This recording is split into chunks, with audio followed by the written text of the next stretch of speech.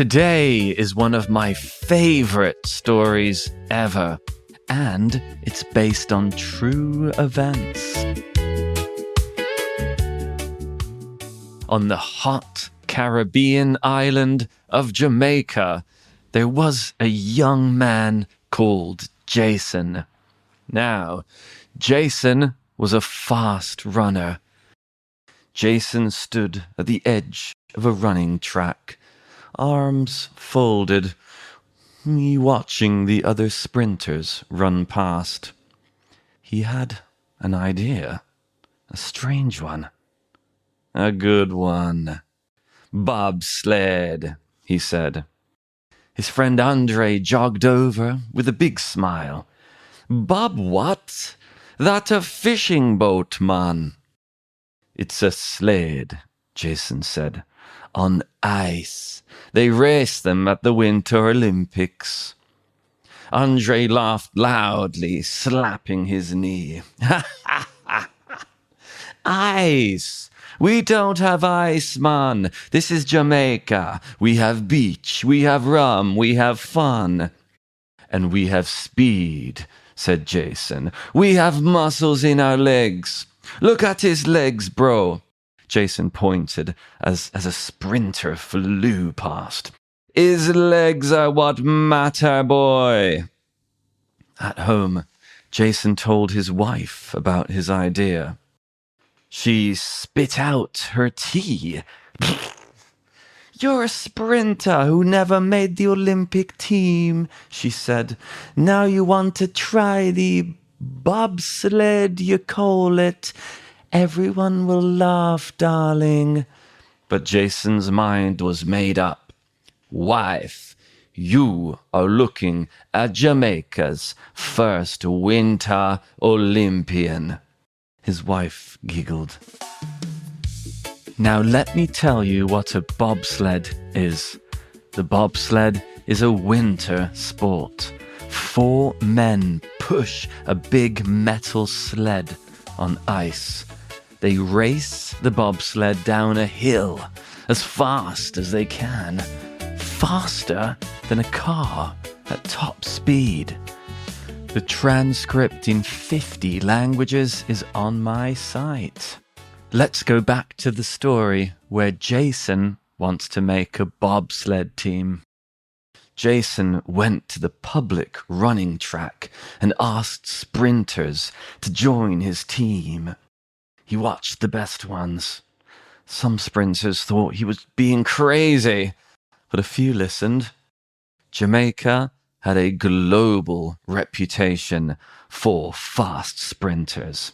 Jason and Andre, they found 2 more sprinters to join their team who had terrifically fast legs, but they had no idea how to bobsled. On the small Caribbean island of Jamaica, there was no bobsled. There was no ice. There was not even any snow. To practice, the 4 boys made a wooden cart with wheels. And they pushed it down a hill. They drove it down a hill as the locals watched and had a good laugh. And the children ran alongside them cheering, but usually the boys lost control of the cart by the bottom and all fell out everywhere. They looked ridiculous, but they were learning. So the 1988 Winter Olympics were in Calgary, which is in Canada. And the boys needed money to fly there. So they knocked on every door in Kingston. They sold food on the street. And Andre borrowed money from his sister that she was saving for her wedding, but finally they had enough money to fly. As they stepped out of the Canadian airport, the cold hit them like a brick wall in the face. The outside temperature was minus 23 Celsius, snowy, windy. "Boys," Andre said, We are not in Jamaica anymore. The four men stared at the frozen landscape, shocked. They looked down at their fingers that had gone numb in seconds, and for the first time, they could see their own breath. They arrived at the bobsled track. It curved down the mountain like a frozen snake. It was so high and so much bigger than they had seen on TV. Nearby, they saw the other teams warming up in sleek suits, expensive sleds, quiet confidence. You had Germany, Switzerland, Russia. They whispered and pointed at the dark-skinned Jamaican boys who seemed confused and didn't know where to go. The Jamaicans borrowed a sled that had no paint on it. It was just ugly, grey steel, dented, old. So they practiced, and their first practice run was just a disaster. They wobbled from the start, and their sled banged from one side to the other side. Bang, bang. Their sled went way faster than any of them had imagined, and they hit nearly every wall in the track, but they made it to the bottom. The other teams were just like, what? Just looking in disbelief. Nobody helped them. Then the Swiss coach approached them. He said, Jamaica, go home, Jamaica, before you hurt yourself. You see, bobsledding is a dangerous sport, and competitors have died in the past. But Jason pulled himself out of the sled, and his ribs ached. He looked at his teammates, and they looked at him, eyes wide with fear, like, what are we doing, man? Again, he said. They tried again. They banged into the walls again, like amateurs. But every time they practiced, they learned something new. They learned how to lean together, how to shift weight together, how to trust each other. Jason was the driver at the front, and he memorized the whole track, so he had completely remembered every turn. And they practiced together all night, all sitting in a line on the hotel room floor. And Jason would be at the front. Left, he'd say. They all leaned left. Hard right, Jason said. They all leaned right. Tomorrow was the qualifying run. At the qualifying run, the boys had just one chance to make the time. They had to cross the line in under 59 seconds. And their best so far was 2 seconds longer, 61 seconds.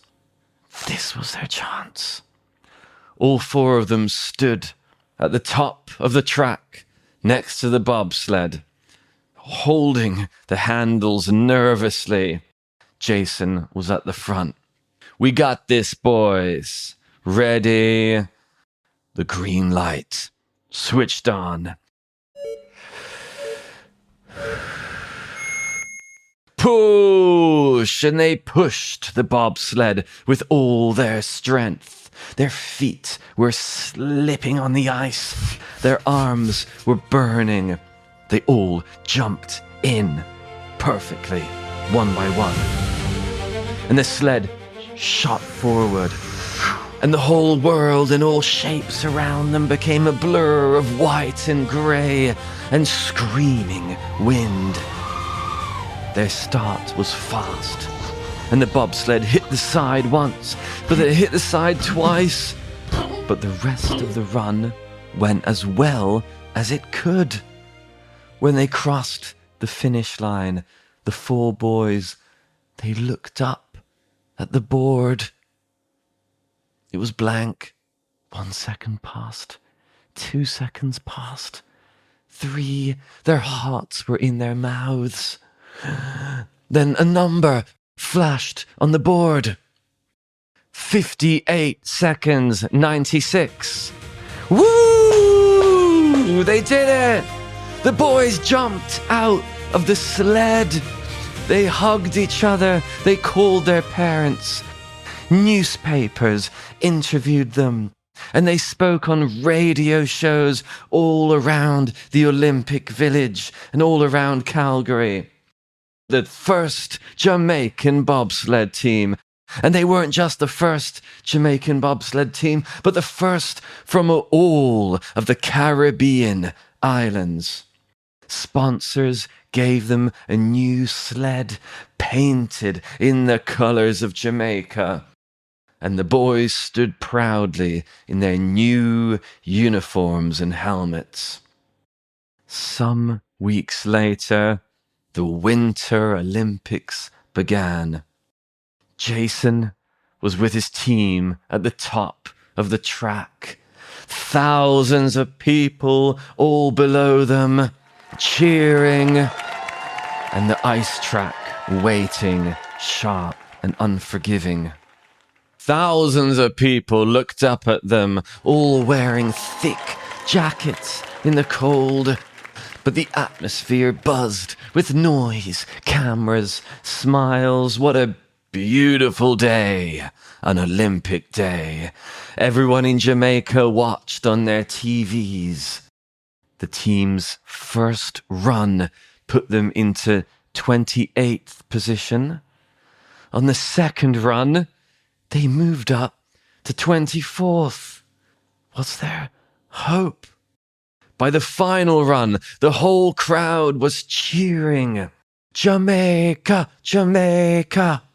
The boys lined up for their final run, and this was the moment they had waited 2 years for. The four pulled in tight for a huddle, holding each other's shoulders, heads together. Whatever happens, Jason said, you are my brothers, and we will make them proud at home. Jamaica, they fist bumped and took their positions at the side of the bobsled. Jason closed his eyes. The green light flashed. 1, 2, 3, push! And these sprinters did what they do best. A powerful, explosive start. They picked up speed, 120 kilometers per hour, 135 kilometers per hour. One perfect turn, then another perfect turn. They all leaned right together, left, right, in perfect harmony, like a perfect machine. They were flying, and the steel sled thundered down the track. The wind screamed past their helmets. At top speed, the sled began vibrating from the pressure. Then they wobbled. Jason pulled hard on the steering, but it wasn't enough. He lost control. The bobsled hit a wall with a terrible bang. Jason's head snapped to the side. The sled flipped, and suddenly they were sliding down the track on their side. Their helmets scraping horribly against the ice. With the whole world watching, they hit the next wall, then the next. Sparks flew everywhere. They slowed to a stop, 150 meters from the finish line. The crowd gasped. A long silence. Cameras flashed. Cha-ching, cha-ching. None of the four boys were moving. A medical team ran towards them. Jason opened his eyes to see blurry shapes of people running to him. He lay still on the ice. His wife's voice played in his head. "They will laugh at you, darling." Jason called out to his teammates. "You alive, man?" "I think so, man," said Andre weakly. Jason climbed out of the sled. He took off his helmet and looked at it. It was cracked. His shoulder burned with pain. But one by one, the others also stood up out the bobsled. They were bruised and shaken, but they looked at the finish line. It was so close. Then they looked at each other. Jason bent down and gripped the sled. The others bent down and gripped it too, and the four stood up, lifting the bobsled together, 2 at the front, 2 at the back. And the boys started walking, carrying the bobsled towards the finish line. It was so heavy. 1 step, then another step. Then the other teams came and helped carry the sled with them the final meters. A few in the crowd started clapping. Then more. Then the whole stadium. Applause and cheers echoed off the mountains. Jamaican flags waved. Strangers in Jamaica t-shirts cheered and hugged. And all of those people who had come to watch a joke were now wiping tears from their eyes. The 4 boys crossed the finish line together. They hadn't won, but they had shown up and tried their damn best. That night, footage played on televisions all around the world. 4 men carrying a broken sled across the finish line, showing us the impossible was possible. And nobody was laughing at them anymore. Nobody talked about who won gold that evening. They all talked about Jamaica. "Hey, Jamaica," said the Swiss coach. "See you next Olympics, yeah?" He shook Jason's hand respectfully. Today, Jamaica has a proud bobsledding tradition, and it all began in 1988 with 4 men who refused to quit. This story is based on true events. Some details have been adapted for English learning.